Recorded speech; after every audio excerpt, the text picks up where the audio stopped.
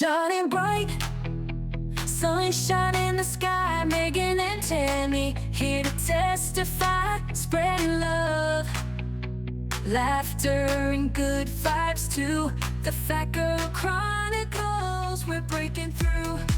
No more hiding. Welcome everybody. Jazz hands. Jazz hands. Oh my god. I'm Tammy. And I'm Megan. And together we are The Fat Girl Flippers. And this is our podcast, The Fat Girl Chronicles. Yeah, so if you're watching us on YouTube, we're super excited to see you. Make sure you're hitting that subscribe button and that bell so you're reminded that we are uploading posts. This one will be a little bit later, but it'll still be on a Friday. It'll still be on a Friday. So, and then if you would like to just listen to our audio, we are on tons of different podcast platforms. Podbean, Spotify, Apple Podcast, all of that good stuff. So make sure you're hitting the subscribe button on those as well, and stay tuned. Today we're gonna do like questions. We're allowed to say what it is? Okay. Yeah, absolutely. So did you want to share the? Yeah. Do you want to? Mindy, is it Kaling? Kaling. Yeah, Mindy, Kaling. So do you want to share the story about how you found it? Or? Yeah. So thrifting, of course. And just happened to. Because every time I'm thrifting, Leo's looking at the books, so I just happened to be finished and scoot over where he was, and there was a little pile of books. And in the pile of books, I found this. Wow, this is like question and answer, and Megan and I like to do, interesting. We like to do that stuff. Yeah, we like to do interesting question and answer. So I didn't know who she was when I picked it up, and I almost forgot it at the store. But I did manage to get it, brought it home, started looking at it, and I'm like, hey, she was on The Office. And then Megan comes and I tell Megan, and Megan's all like, "Ooh, I know who she is." I love her. So I read, it's a memoir, right? Okay, yeah. So I read her memoir, and I used to watch the Mindy Project. I've heard of that. Yeah, she's like, I think she's not a dentist. I think she's a doctor. It's like it's a cute little it's an sitcom-y It's series. an indie sitcom. Yeah. I used to watch it all the time. So there's 50 topics to share with friends. It says questions I ask when I want to talk about myself. So we can go ahead and read the stories too if you want, or some. We don't have to read all of them. It doesn't matter. So we're gonna get started. All right. I guess I just picked one off the top, and that's what we'll go with. Okay. Now, are you asking me or are you asking yourself? I'm gonna. Well, we can both answer it, but I'll ask you first. Perfect. Yeah. Okay. Okay. As a kid, I was curious, but not remotely adventurous, if that makes sense. Mm-hmm. So once, during a camp field trip to Morris's Pond, I wanted to climb the diving board to see the view out to the other side, but I didn't want to swim over there. The far side of the pond was so filled with weeds and algae that it was a pretty coppery color, and I wanted to get a better view. Once I got to the top of the ladder of the diving board, I could see across the pond. The weeds and algae were indeed very pretty. I was glad I did it, and I turned to climb down. That's when Scott, the handsome counselor who was waiting in the deep end of the pond, yelled up at me that Morris's Pond rules stipulated that I had to dive in. I couldn't just jump back or climb back down. I think it was the most scared I've ever been in my life. I was too scared to jump off, but I was also scared of getting in trouble with the camp and of bringing shame to my family. All I remember is a crazy, panicky, ice-cold fear shooting through my limbs. Unable to say, "Screw you, dude, I'm going down the ladder. I'm going to call my mom from the payphone to pick me up and take me home." I closed my eyes and just let myself fall into the water. Wow. So the question was, there's several questions. The first one is, what was your elementary school criteria for considering someone handsome? Jeez. What was my elementary school criteria? Yeah. What was your elementary school criteria for considering someone handsome? I don't know. I feel like I've always just been a vibes girl. Like, I can't think of anything in particular. It's All right, probably funny. This is the next question then. Did you that makes ever any have sense. a crush on a teacher or a camp counselor? Yes, I did have a crush on a teacher. Yes. Would you like to divulge which teacher? No. I would not. Me too, actually. I had a crush on a teacher, but yeah, I'm not going to divulge that either. I don't think I've never been to camp. Like, I've been to camp. I I've was not a been camp to like counselor. Nope, I've never been like a camp counselor. I've never done like camp. Yeah. You missed out on one of the I things know, on but life. yes, I did have a crush on a teacher. But as far as what I would find like I've always been kind of boy crazy. But I would say, aside from like just liking a vibe, I would say humor. Humor makes people attractive. This is true. Like someone who was fun. You're going to die at what I was going to say. What? A mullet. That's true. I'm thinking You of gotta like... remember when I was in the later grades of elementary school, I would have been rolling up to the 80s, so we would have had the mullet. Mm-hmm. Yeah. Yeah. Oh, that's interesting. Yeah. Okay. All right. Pick Cool. one. All right. Let's see. I'll pick a random one here. Okay, so the quote for this story from Mindy is, nothing says, what in the world? Impenetrability. That word. Like a silk-screened t-shirt.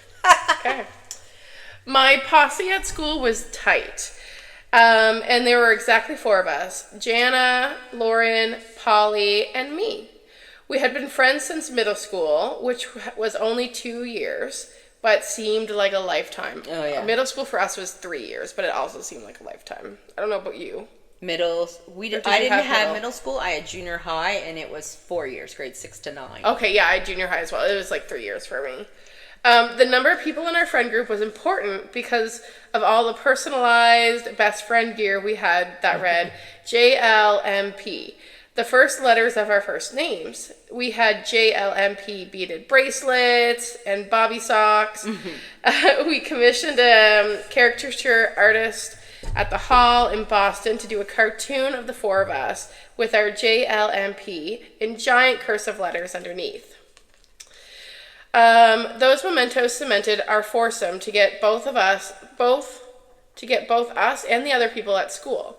We couldn't get in and we couldn't get out. Nothing says, what is that word? Impenetrable. And what does that mean? That's like a fancy effing word. Unable to penetrate. No wonder I don't know what it means. Impenetrable. Unable to get through. Okay. And closeness, like a silk screen t-shirt with an acronym most people didn't even understand.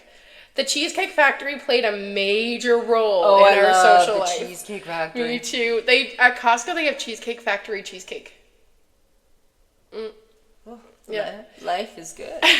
We went there every Friday after school. We'd stay for hours chewing on straws and gossiping about boys and collectively only spend about $15 on 1 slice of cheesecake and 4 Cokes. Then we'd leave and we'd have our regular dinners at our respective homes. Obviously, the waiters loathed us, which would make sense. We were worse than the Dine and Dashers because at least the Dine and Dashers only hit up Cheesecake Factory once and never showed up again. We, on the other hand, thought we were beloved regulars and that people lit up when we walked in. This is JLMP's back, Cheesecake Factory. Your favorite cool young people here to jazz up the joint. What it is to be young, hey? Like what? I can picture that. I can imagine doing that. Yes, like when you're young, you just... Except the our world is so hangout different. was KFC. I love it. You'd go to the mall and walk across to KFC. I love it. Okay, let's do what, if any, personalized or matching items declared and cemented this friendship? That's a weird question.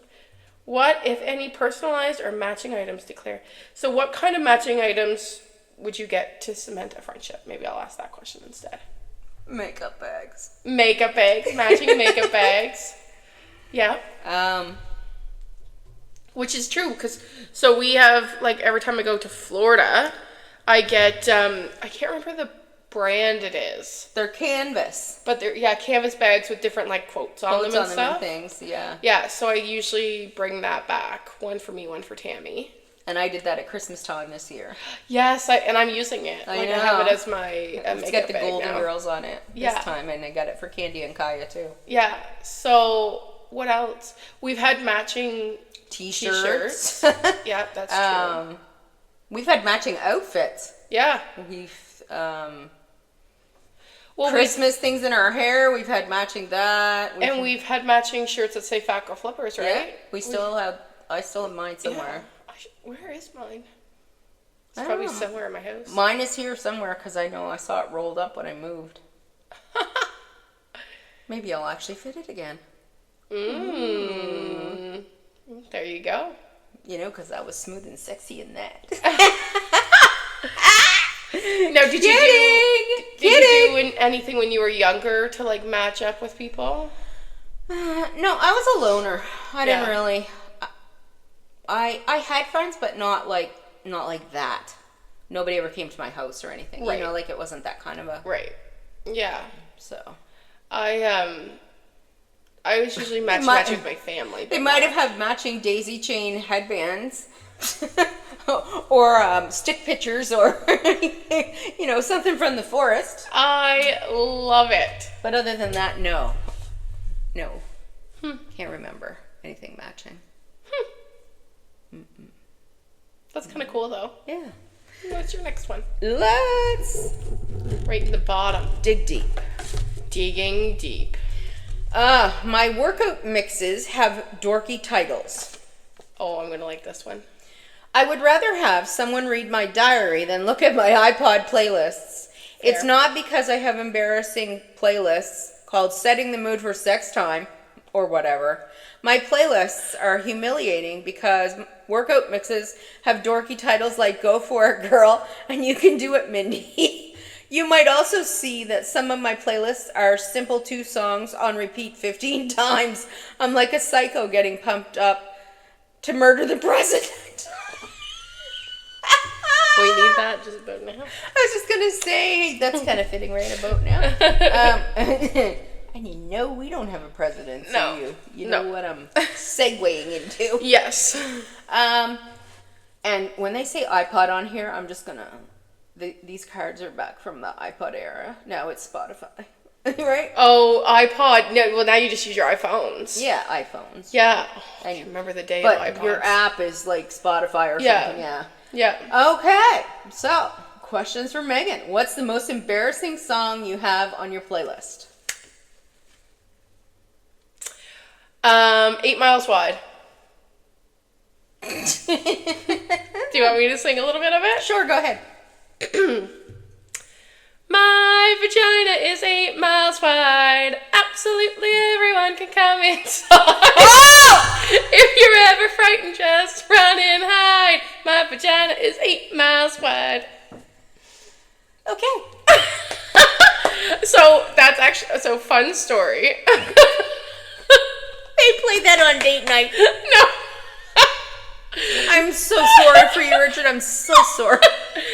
So, okay. I will say. It's got to be the best. Well, actually, okay, so MUN. So I did gender studies. I'll start with that. So that's what I graduated in. And I went to MUN. And MUN, their teaching courses with like a lot of feminist ideologies is like cool. So we learned like fat studies, for example. Like I learned to knit in a feminist class because they talked about like feminist or yarn bombing and stuff like that. You learned to knit? Yeah, as like part of my feminist class. So that song, I don't know how it came up in class, but we talked a lot about vaginas and the power of the vagina and the power of like female power and feminine power and all that stuff. And that is a legit song.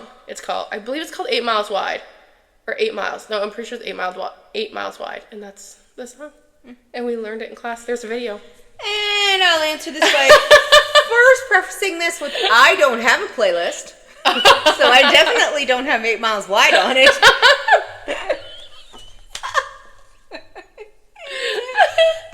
apparently on YouTube I'm circulating my jelly roll favorites.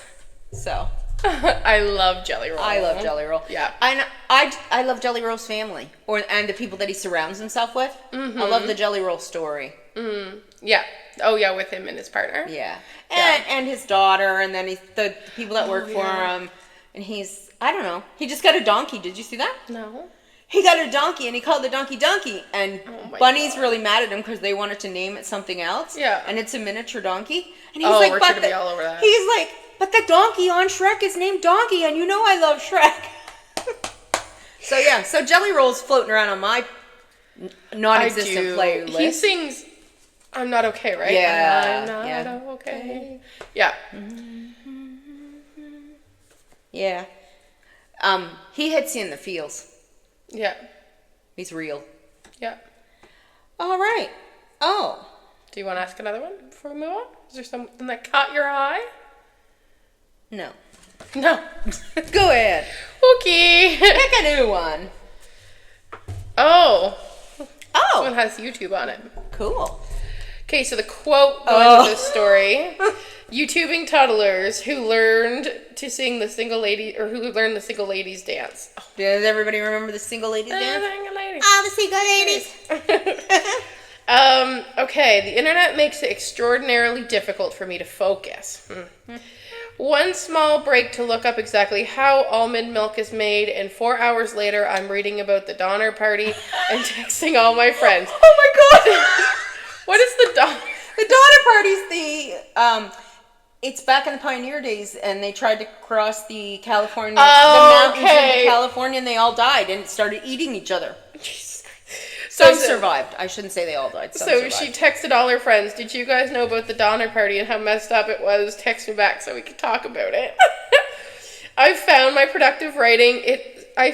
productive writing to screwing around ratio to be 1 to 7. So for every 8-hour day of writing, there is 1 good productive hour of work being done. The other 7 hours are preparing for writing, pacing around the house, collapsing cardboard boxes for recycling, reading the DVD extra pamphlets from the BBC's Pride and Prejudice, getting snacks lined up for writing, and YouTubing toddlers who learned the single ladies dance. Okay, the question is, what is your productive writing to screwing around ratio?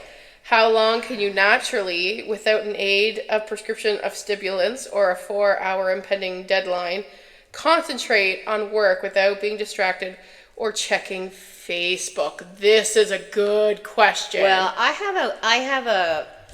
can answer this right away with, I would say it's 23 3/4 hours of my time is spent wasting, and 1/4 of an hour would be spent preparing for the task of something I have to do related to creative writing, that I have to actually dig out my laptop, set up my desk, get all ready to do, and have to be in the right mood, and I haven't been in the right mood. So my ratio is large to small, small being unproductive, small being productive, large being unproductive.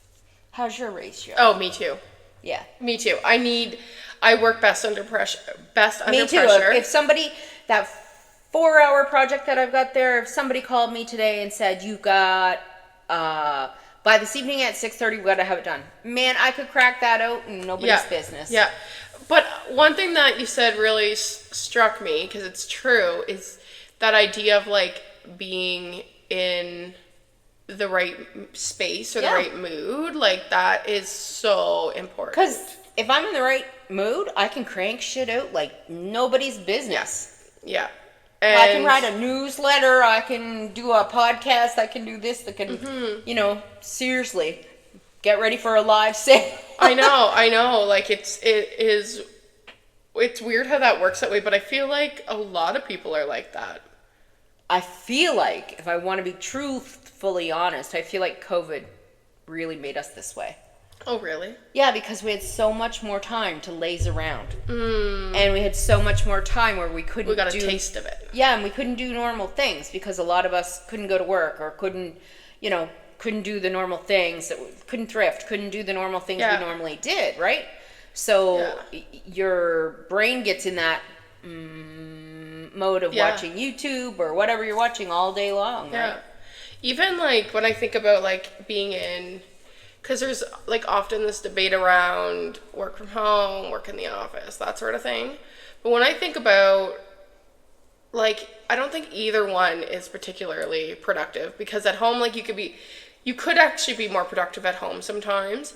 But I find like even in the office, I mean, if you're within an office where a lot of people like to talk or chit chat or get to know each other or whatever. That's distracting to me. It's so distracting. Like if I think about my work day, it could be half of a day at least where you don't even realize, but you're like talking to coworkers. I think you work better solitary. Yeah, I do. Because I'm one of those people that needs like the sign on my door saying don't talk to me, or else I know I don't talk a lot, but I like to listen. A couple of times that you've come and you were doing your homework, and it was back when I was going to school, we were both doing homework, and we would simultaneously be doing homework together, but not talking or chatting, because neither one of us are like that. We know that we need to, focus. Yeah. So I definitely you are a good study buddy, like, for me anyway, because we operate kind of the same way. Same way, yeah. But it's hard to like sit down and just,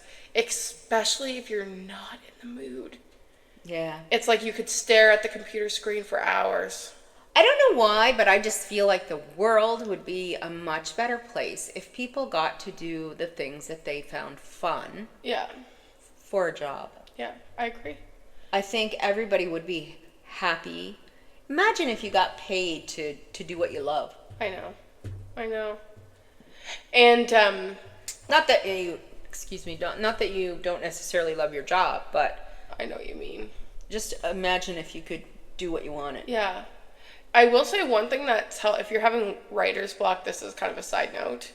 One thing that had helped me a little bit was, instead of typing something using pen and paper? No, speech text. Oh. And talking it out. For some reason, so my sister gave me this idea, and so I found that to be very helpful. So if you are in school and you're struggling, or you're doing work like reports or writing grant proposals, and whatever. I was just going to say, I did use speech text last time. Yeah, because sometimes it's like when I'm not in the mood, it doesn't go from here to my hands, but I can speak it out.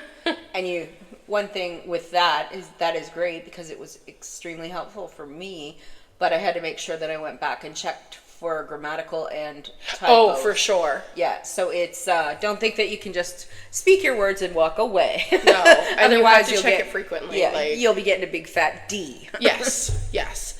The other thing that I found helpful, and this is going to sound a little controversial, but it's I don't encourage plagiarizing, because that's just I don't like that. I think you should do your own work. Mm-hmm. But I have on occasion used like the Chat GPT for like the first sentence, and even then I've like reworked that sentence or first two sentences or whatever, but it's just enough to get me going. Yeah. So, question about that, and I might be getting off topic, but with the addition of AI to our lives and stuff, I wonder how much easier it is for university students and things to plagiarize papers. So that's a good question. I don't know how they would do it, because like usually like all of my papers would have to have a certain amount of like references. Right. So when you put something into Chat GPT, it doesn't reference anything. It just kind of like, if you say I need a paragraph on how mental health has been impacted by COVID, it'll give you just a paragraph of how that's the case. But it doesn't say doesn't give you like a reference or where it came from or anything. So regardless, you still have to do. But isn't there AI technology that will actually write papers, and it does give references? Oh, I don't know. You just put in exactly what you like. It wouldn't surprise me. I've heard there's a template that you can, or I'm guessing there's probably more than one, where you can just put in how many words you need, what are the what are the categories of what you need to do. I've never gotten into that. Yeah, and it literally writes a paper with a cover page and the references and the whole. I'd be so like I don't know whether it's There's goody people, two-shoes, there are but- dishonest people though that would do that, and I Yeah. wonder, like, is that how some people are getting through? And maybe. you know, Although I'd be curious, so this is the other thing I'd be curious about. So what they'll do is, like, a lot of the professors have this, like, software that they run the papers through. And so, like, the last couple of papers that I've done, what happens is, like, it'll show me a rating. So, like, 3%. So what it'll do is it'll say, this program will say, your work like 3% of your work mirrors something else that we've seen. And it'll show you, like, it'll be like, like so, a quote you might have taken out. yeah, or like a sentence. Yeah, or like, so it'll say like 2% of this paper correlated with another student's work or something. Okay. So like, but I don't know how that would work with because if is AI like making it off the top. I think, right, well, like I don't know. AI will make depending on what the person puts in for prompts, right? So I'm not sure if the program papers would catch that. They might be similar, but I can't see that they'd be exactly the same. Yeah. And I mean, It all if you're sounds so fucking if complicated. you're doing a paper on, I don't know, the toads of Africa. Yeah. I mean, Yeah. if you just put that in as the subject and then it just randomly brings up shit. I mean, you just search something like that on the internet and imagine how many things you would get. So AI is, to me, it's something that could be greatly useful to us, but it's also something that could be very scary. Yeah. Very, very scary. Wait, did you go or did I go? You did. Okay.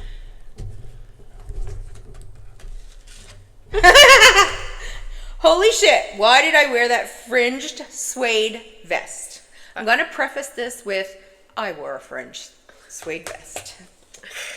I'd rather look back at photos of myself and say, holy shit, why did I wear that fringed suede vest?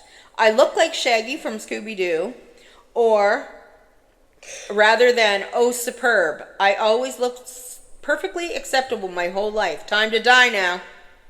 That's what she says. So when I can find a fashion trend that is also totally flattering, I am so freaking psyched.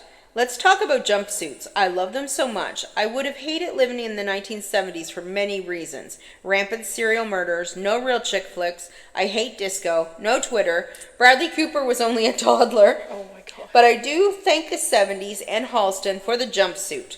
God damn it, they are so great. Describe a fashion trend that you didn't think would ever come back, but is now in the window display of Urban Outfitters. I gotta say, She knows this one right off the bat. I gotta say, it's the wide leg pants, the jeans, Yeah. the wide leg jeans, and the barrel leg jeans. They're the most unflattering pants, especially for plus size people. They are not flattering. And I'm sorry, you can say all day, wear what makes you feel good, but I don't know how anyone could feel good unless you are maybe a taller size 18 or something. And See, now I've seen it pulled off. I don't like them on me. but that's what I'm saying. I don't okay. like it on my body type, and there's a lot of body types I've seen it on that I don't like it on. Yeah. But I mean, yes, I'm saying, like, if you're a model, plus size model size, and you're taller, Yeah. I think you can pull it off. But short legs and fat pants do not look good. Yeah. They just don't. Yeah. It makes you look short and squat. And squat. Square. Yeah. Well, I think mine would be similar to yours in what they call wide leg leggings, which in my day were called yoga pants. Yoga pants. Ew. Which I used to wear all the time. Like yoga pants were a thing, but I'm like I really like watching like I've seen a lot of plus size women wear the wide leg or the boot leg or whatever, and it looked really good. I just am so stuck on skinny jeans and leggings. It's not a comfort for me. That's exactly how I feel when I put it on. Yeah, it's just not comfortable. I feel breeze coming up my legs on this wheelchair. And that's the other thing. Sitting in the wheelchair with wide leg pants, every kind of pants, if they're not legging or skinny jeans, ride up. So 2 whirls around on this wheelchair and my hem is at my knee. I also feel like for some reason they drag on the ground. They do. And Like, that's a thing. they get dirty and they just, to me, they look shabby. They don't look put together. Now, I'm not saying, again, if you're a nice, tall, size 18 plus size model or something, and you've got the, the body and the legs to pull that off, and you're very well proportioned, and you're not too thick in the thigh area and stuff, then yeah, I mean, I've seen pictures and it looks great. But the average plus size woman does not look good in them. And I know we've preached wear what you like, not what looks good. But on that one, I gotta say, don't do it. Disregard information. Which is so funny because because we do have a lot of people that like. Oh yeah, and I mean, you pick out a lot. I have no problem. Like I say, if they're like size 18, even size 20. But once you get any bigger than that, I feel like there's just no way you're going to pull it off. Yeah. Yeah, no, for me it's the wide leg leggings, which I don't know why they don't just call yoga pants. And that's the thing. Every time they bring something back, they call it something different. So we're calling it one thing, and the newbie little teenage people are calling it something else. And when we call it the old thing, they look at us like, the hell's wrong with her? True. Yeah. I can't think of anything else that would be a trend that I didn't really care for. No, I'm pretty... Like... one of the things was the slip dresses. I didn't like that. The satin slip dresses, again. I don't think that looks good on anyone. It's a nightgown. Should be left in the bedroom. Yeah, I'm not a big fan of that. Now, again, I've seen it look really good, but on my particular, like, I just wouldn't. Well, I don't like anything that can't stretch. So that's like, well, they even make them stretchy, but I just don't like that really? they're really clingy to your body, and I feel like they make you look bigger than you are. And I don't know how you would wear a really supportive bra with it. Yeah, because a lot of them have that cowl low neck, so you'd have to wear strapless, and then you get into, and then you'd have to wear shapewear with it for sure. Yeah, that's the thing. Like, it's a whole... Because there's no ruching or anything to it. No. Yeah. So... Next! Okay, let's see. Ooh. Bananagrams. 3D. So, Bananagrams 3D is the preference. Oh, this one's... I am surprised by what movie studios think people will want to see. Me too. I'm even more surprised how correct they are a lot of the time. The following movies are my best guess as to what soon may be coming to a theater near you. And I believe this game is from 2018? 2018? 2013. Okay. So like 10, 12 years ago. So, her guesses are Bananagrams 3D, Crest White Strips, Sharks vs. Volcanoes, Street Smart, Street Stupid, Street Smart sequel, Fat Astronaut, the untitled Jennifer Lopez, Sonia Sotomayor project, Darling, Peter Pan from the point of view of the Darling family's alcoholic dad. Okay.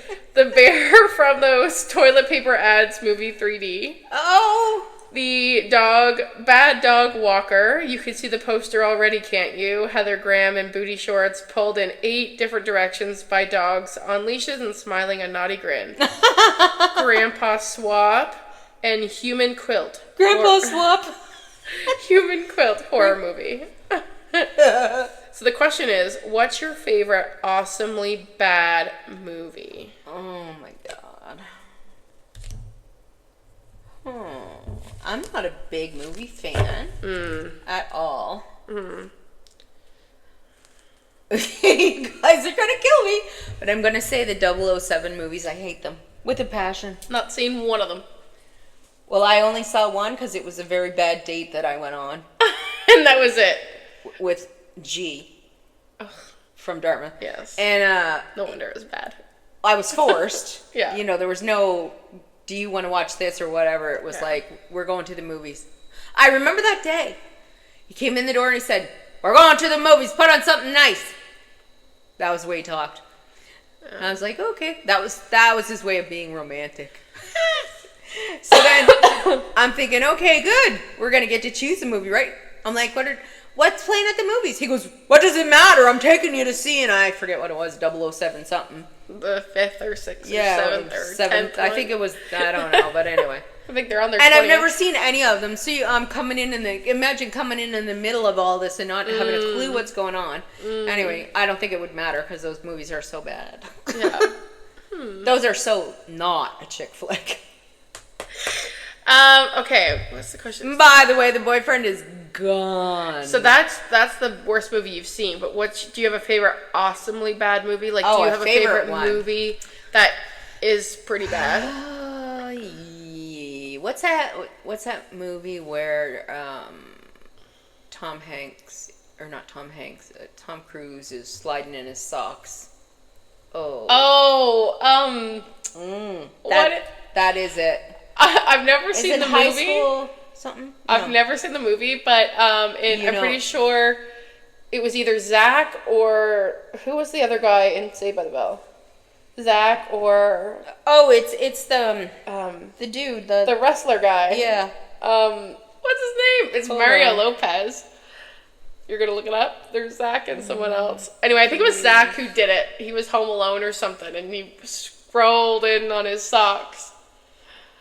But it was from a Tom Cruise movie. Oh, you're looking up the movie. Mm-hmm. It's so funny because Tom Cruise does all these cool movies now. I know. Not so It was much. from a long time ago. I know, I'm looking in the 90s. A Few Good Men. Huh. Maybe if you know... Oh, Rain Man. I forgot that he did Rain Man. Well, you look... Oh, is it this one? Did you find it? What is it It called? wasn't The Outsiders. Might have been this one. Risky Business. That's it. It was Risky Business. That's it. Yeah, Zach and... What is his name? Slater. Is it Slater? Slater, yeah. Slater. Yeah, so one of them... They were home alone one night, and I can remember in the show, they were like, "Wow!" With their socks. That's how I've seen it, not the movie. Yeah, I've seen the movie. So that's like your favorite awesomely bad movie? Yeah. Funny, it's like 2 Tom Cruise movies. Really? Right? 007. Well, Tom Cruise wasn't 007 at the movie I saw. It was the guy that was married to Demi Moore. Bruce Willis was 007 in the one I saw. My God, if I had known Tom Cruise. What? I'm thinking of Mission Impossible. Oh, but 007's different. Okay. We are so bad at these movies. Action. Can you tell that action movies are not our forte at all? We're like drama, cry, laugh, but don't give us action. Okay, just trying We to don't think. want action. Well, we want action, but we don't want that kind of action. So the awesomely, like, my favoriteest bad movie, I've got lots of them because, well, typically I just watch, like, I don't watch anything that's, like, could scare me, basically. So I watch a lot of kids movies, and I have a lot of movies that I'd watch, like, as a kid that's, like, whatever, sentimental to me. You're like me. Yeah, so I'll say there's 2 that I would say. Blue Hawaii is one of them. I've seen that. Yeah, so Blue Hawaii, I used to be such an Elvis fan because my grandmother was. So we used to watch all his movies, but I remember Blue Hawaii kind of sticking out. Mm-hmm. And actually, when I first moved back here from Newfoundland for Christmas, Richard surprised me. So I have it on DVD at home. Oh, wow. Yeah, I should watch it again. But I mean, obviously, it's not like the best quality or anything. And the other one that sticks out in my head would be something silly like, it's called Halloween Town. And that is a movie, like a Family Channel movie. There's a series of them. They obviously come out around Halloween. And it's about a girl who grows up normally with her mom who's protecting her from knowing that she comes from a long line of witches, and her grandmother comes and she finds out she's a witch. And then, anyway, it's like 3 or 4 different movies, and it progresses from when she's in high school to like college type of thing, and all these different, she saves all these different things. What's interesting about these, so I watch these almost every year, and they're like, I mean, they're old, so they're not the best made, and they're probably cheesy and whatever, and they're pretty bad compared to movies now. But what's interesting is the two main characters, that witch her love interest throughout most of those movies, they actually are together and married in real life. Really? Yeah, so they like. So that's kind of cool. Yeah, so I thought that was neat. That is cool. So now every Halloween on TikTok, her and him always like post Halloween Town stuff. Cool. Yeah. Wait, there's your go.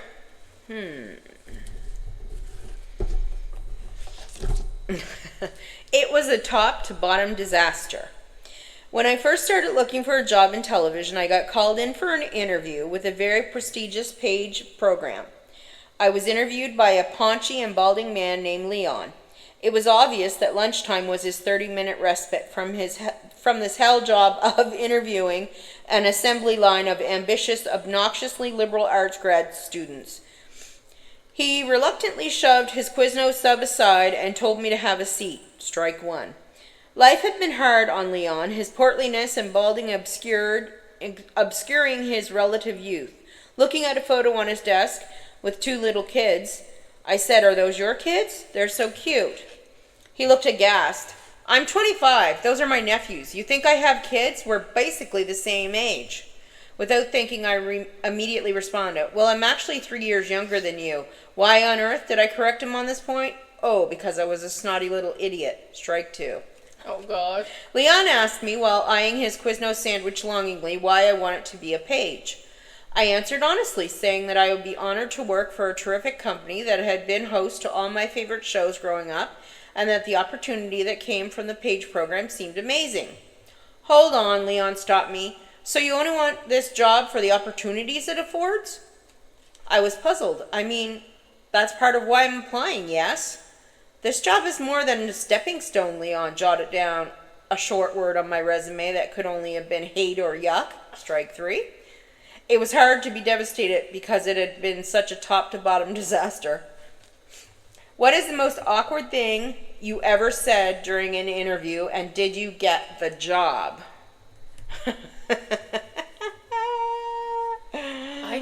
Can you think of something? Yes, I Okay, can. you say yours and then I'll think. I studied for my interview to work for a village office in a small town for weeks. I had every possible question and answer that they could ask me. I was prepared. What was my long-term goal? What was my short-term goal? And the question came up of, if you could be anybody in this corporation, who would you want to be and why? I'm like, I'd like to be the mayor.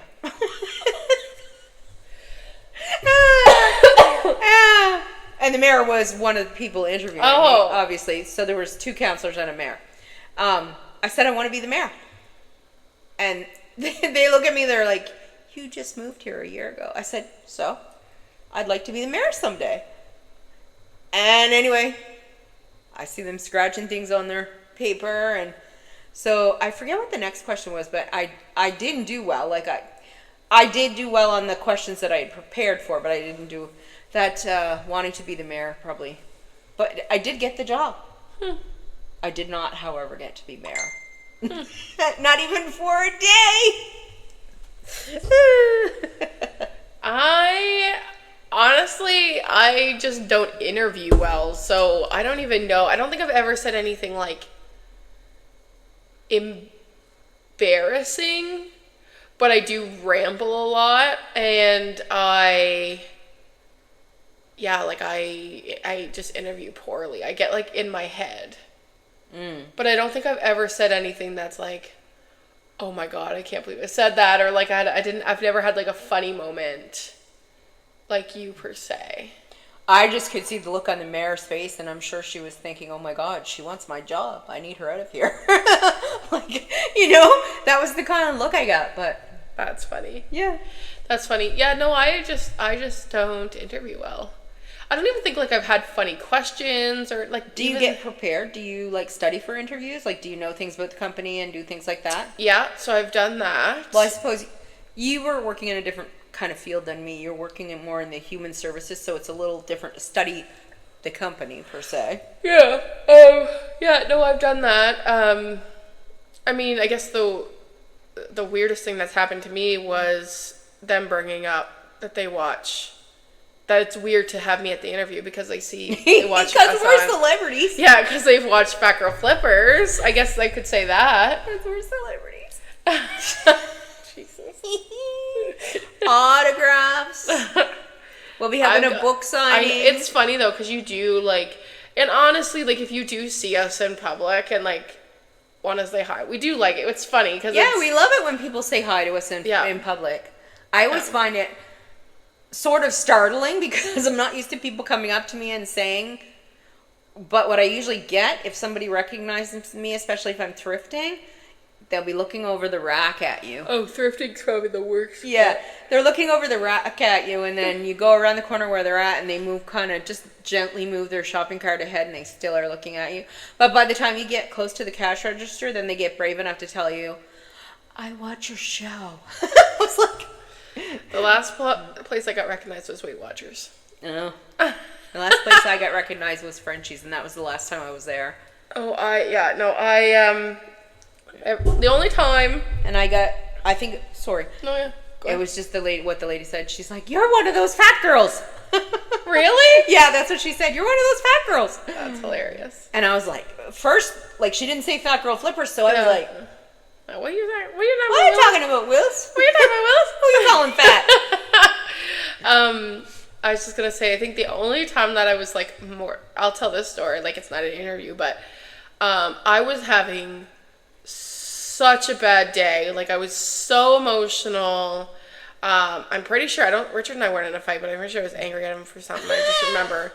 Just because. Yeah, just because. Like it was just one of those like bad days, and I went to Turo and I cried, and my face was puffy. I looked like awful, and like all these things, and I'm, donating all this stuff to the van full, donating all this stuff to New to You. So they bring out the container, and I'm throwing it in. I look like a wreck, and someone's like, "Oh, you're the one that goes live. You're the one that sells those clothes. You're one of the Fat Girl Flippers." And I'm just like, no, not me today. I was like, not today. Any other day but today, like, yes. Yeah, I was just like, yeah. I mean, it wasn't me. It was like, of course, I was like, oh, yeah, thank you for watching. I appreciate your support or whatever. But, like, I looked like a mess. And that's what I, like oftentimes, I mean, not that we dress up on the lives, because we don't. We used to. But, like, sometimes when I go, and I'm like, I wonder who's going to recognize me, because I look like garbage. Well, it's easier to recognize you because of the purple hair, right? Purple hair, because there's yeah. not a lot of people out there that have purple hair. That reminds me. And I'm in a wheelchair, so. Okay, this is going to freak you out. So, this is off topic, but kind of not. So, I have a coworker, or like there's a supervisor that watches us. And she mentioned to me, she said, as she was watching her live, she said that her daughter was like, oh, I met her, like, at the area that you thought you met me, right?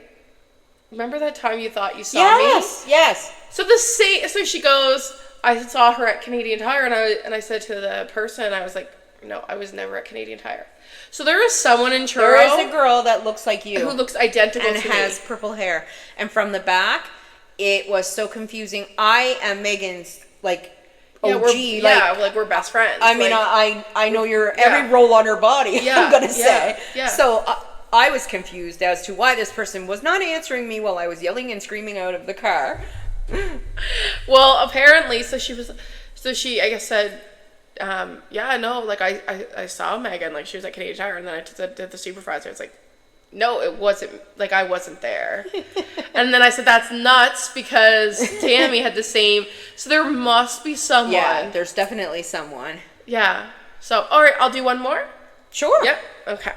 Let's do. These are kind of fun. I know. Maybe we'll do a couple episodes of these. Yeah. All right. This one is so me, so we're going to read it. The quote is, I was freaking Jaws in the community swimming pool. So this is the quote to the story. Not to sound braggy or anything, but I kind of killed it in college. You know that saying, big fish in a small pond? At Dartmouth College, I was freaking Jaws in a community swimming pool. I wrote plays, I acted, I sang, I was the student newspaper cartoonist. All this, of course, was less a function of my talent than the school being in rural New Hampshire. Oh, wow. After beer pong, floating in an inner tube down the Connecticut River, fraternity hazing rituals, building effigies, and burning them down in the center of our quad a cappella, and driving to Montreal for strip clubs, student-run theatrical productions placed 7th in terms of what was fun to do on campus. We had a captive audience with low standards, which was a recipe for smashing success and the reason for all the inflated sense of self I have to this very day. Wow, we all need to go to school in New Hampshire. Yeah.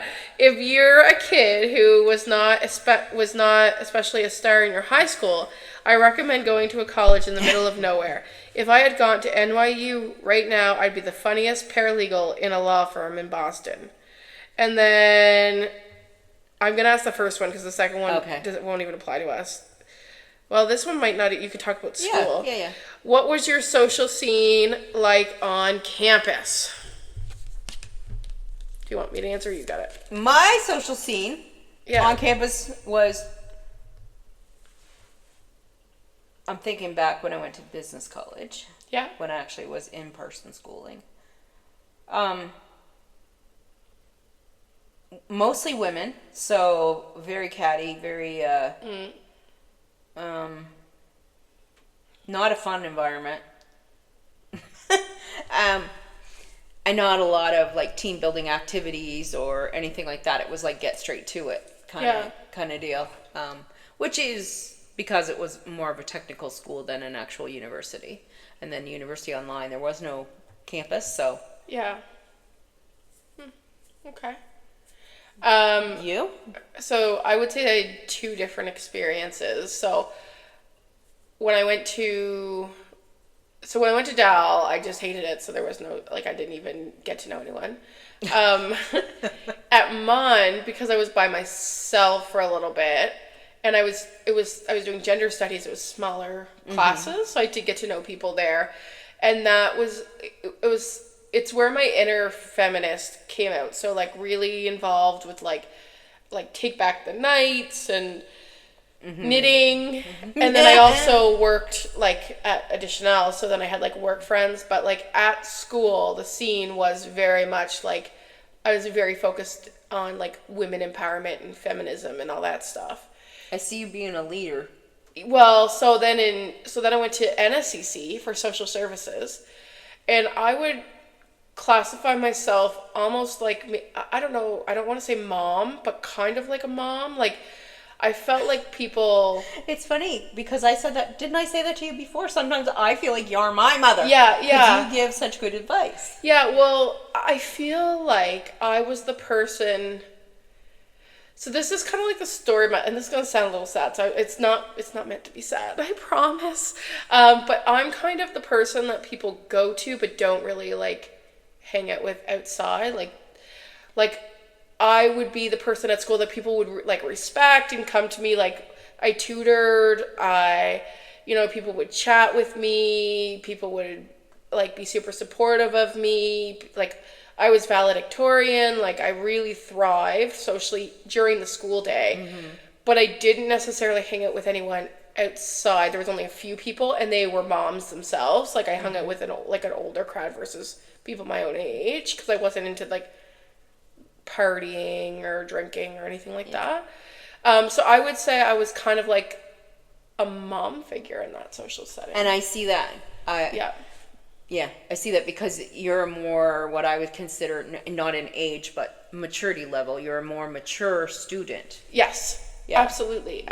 Yeah, so it's kind of like... And your eye is on the finish line and the title and where you're going. And some of these students, not to say that they don't care about being there, but it's just after high school, oh, my friends are all going to somewhere, so I better pick up secondary school. Oh, NSCC looks simple, let's go there. Yeah, like I loved my experience at NSC. I loved my experience at MUN. Like, it's not that I didn't like MUN. I know that you thrived at NSCC. But I really found myself, I think, at NSCC. Like, I really liked The professors are really, and I did like my You classmates. made friends with the professors. Yeah, I see one every month to this day. So Yes. which is a cool thing. which is really cool. So yeah, I'd say that's kind of my scene. Yeah. That's cool.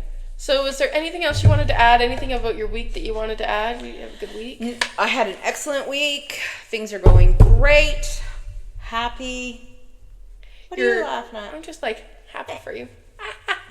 No, everything seems to be going well. And you're recovering well? Recovery is top notch. I'm doing well. I finally got that stuck food thing gone. So right. yeah, that was a couple of very painful days. Oof. But now I'm on the other side of that, and things are good. Yeah. Yeah. Yeah. Good. You?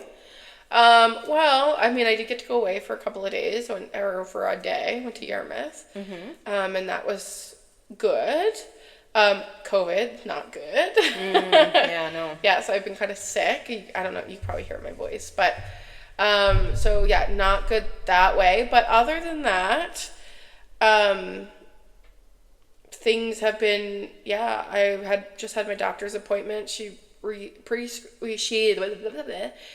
did my prescriptions again, so I'll get back on some meds.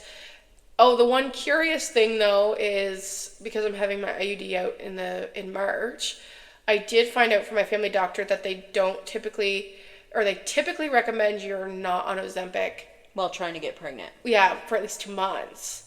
So I'm like, last week was my last week. I'm not going to be taking it again. Not that I found that it was really helping anyway. That makes me feel better. I wasn't worried about you taking Ozempic, but I was just worried about you taking anything extra while you're trying to get pregnant, because those first couple weeks are really crucial. Are so crucial. Yeah. And honestly, and of course, I believe, yes, we're putting into the universe. we're putting it into the universe that There Megan's womb will open. But yeah, Like the 5-foot vagina. oh, like 8 foot. 8 mile. 8 miles. The 8-mile vagina will open, and then Oh my it'll be a God. straight path for those excellent swimmers that Richard has. That's true. What is Rambo's sperm? Rambo's sperm, 8-mile vagina. I Oh see the finish line. Yeah, I'm honestly excited to stop Ozempic because it really has not, like, people go on it and they lose all this weight. It really didn't do much for me. I wasn't that consistent with it, so that's probably why. But the side effects, Yeah. I have no desire. Like, I was purely on it because it was said to me, you should speed up the process. We can lose as much weight as possible before trying to conceive, and so I did it, and I'm fine with never experiencing a sulfur burp in my life. Oh no, not the egg burp. Oh, the side effects. Ugh. Like, it's not for me. It's not worth it. But it'd be interesting because a lot of people do gain weight quite rapidly after they stop it. But because I haven't taken it consistently, there has been periods where I wasn't taking it and I haven't gained. But I think that's because, again, for me, it's not, my journey has never really been about losing rapid weight loss. It's been about me.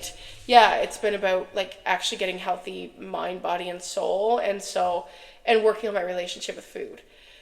And I think that's the problem, right? People aren't working on that relationship with food, and then it becomes a trigger. As you know, as well as I do, it's a psychological thing. It is. More so than a physical thing with food. It's psychological. And you may be telling yourself, no, it isn't. No, it isn't. It is. It is. And until you get that psychological piece sorted out, yeah, you can do whatever you want. Nothing's going to work. No, you'll lose it and gain, lose it and gain, lose it and gain. So we'll see how it goes. I'm excited to be done with it. It's funny though, Richard laughs at me when I inject it because I can't be like slowly, and I'm like, Yeah, I would be the same because I wouldn't it's want. like, stop stabbing yourself. I remember I had gestational diabetes, so I had to prick my finger even every morning, and I was like, ugh. Oh yeah, I cannot do that. I got used Which to is it funny 'cause we after both a have week tattoos. or so, but yeah, tattoos are nothing. I fell asleep.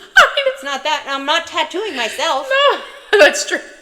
It's the doing it to yourself That's not bothers great. me, because I could jab somebody else with a needle, no problem. Boop. Step up, I'm your woman. Yeah, I'm just trying to think what else. Yeah, that was basically my week. I mean, it was not a bad week. It wasn't like a fantastic week. It was just a week. Yeah. Yeah. All right. Well, thank you for listening for another episode, and we will see you next week. Mwah! Our stories to be heard, challenging the stereotypes, flipping the world, the chronicles of